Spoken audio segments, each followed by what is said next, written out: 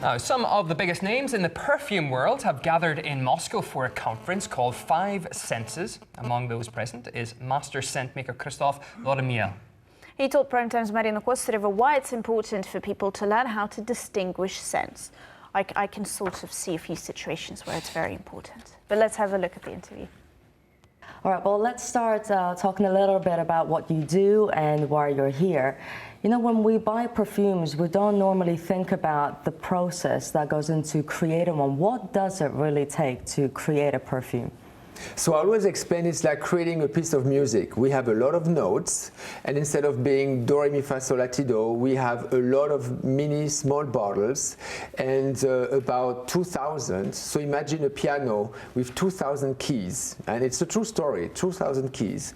And then with those notes, you're going to create a little song, a little poem, a little chapter, a little story. And by mixing those notes together, and you're going to have different facets, different mini perfumes inside the main perfumes.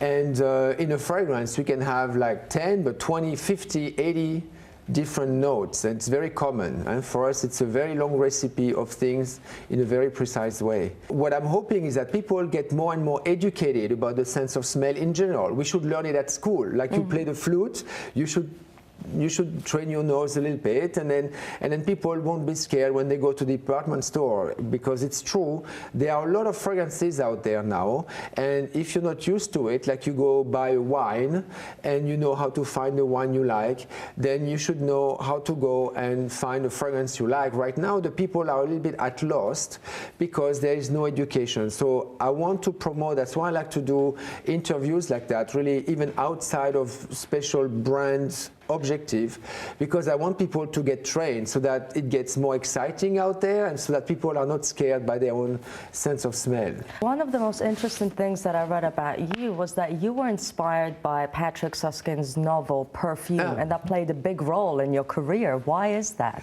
Well, when you read this book, it's like fascinating, well, just because of the sense of smell. And I read it, I was already a little bit in perfumery, and what you see is that everything he describes, apart from the novel, you know, the Hollywood blah blah blah and the girls and all that, but all the stories that are in there, it's like a mini Bible for perfumery. A lot of it, how you extract flowers in a historical way, that is true, how as a perfumer you struggle between learning something that is very secretive, how your mentor also tries to teach you something, all the back and forth between Grenouille and Dustin Hoffman in the movie.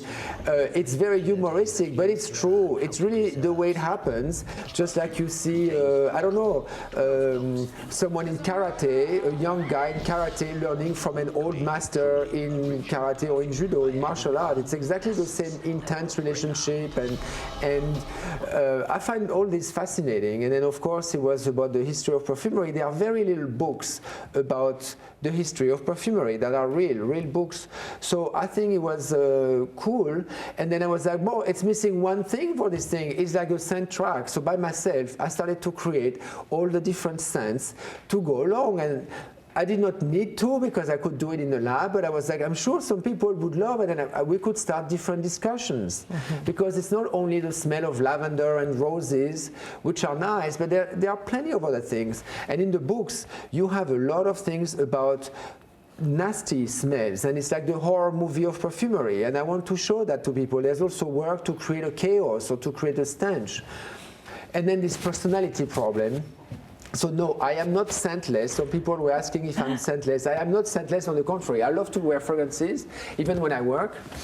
But there is this identity thing, and people in psychology should use fragrances a lot and smells, because it has to do a lot with your brain, the way you are educated, and it evokes things that words cannot evoke. Yes. Memories in particular. I know that many actors in method acting tend to use a perfume that reminds them of a situation or someone to evoke emotions. Really? See, I didn't know, but that's very fascinating. I did, yeah. Because that brings you I would say, transports people in time and in place, and it's in 3 dimensions. So it's really, you feel you're there. So I can see how you want to believe in, but more you're somewhere, how that would help you. Yeah. Or if you're freaking out on stage, how a scent can be invisibly, can be your little teddy bear to be with you, to feel more comfortable or to learn how to relax, for instance. So it's a new science. Because the nose is very complicated, so people studied the eyes before the nose, but now they're getting to it, so it's a new science. The scent players, it's also a new technology. It's only like 5 or 10 years that we have very good scent players now to do nice things in the air, to respect the fragile notes, the fragile ingredients and all that. And perfumers were not specialized in ambient scenting. The good perfumers, they were specialized in skin, but it's very different from ambient scenting. So I decided to do less and less skin. I still do skin, and it's very interesting, but I decided to specialize now in elegant ambient scenting, and you can do a lot of things. So because of those 3 things, and it's not educated at school, which is also the problem, because people say, oh, is that good, is that not good, is that safe? When you don't know, you're scared, you know what I mean? So, but now the science is coming in, more and more universities are studying that.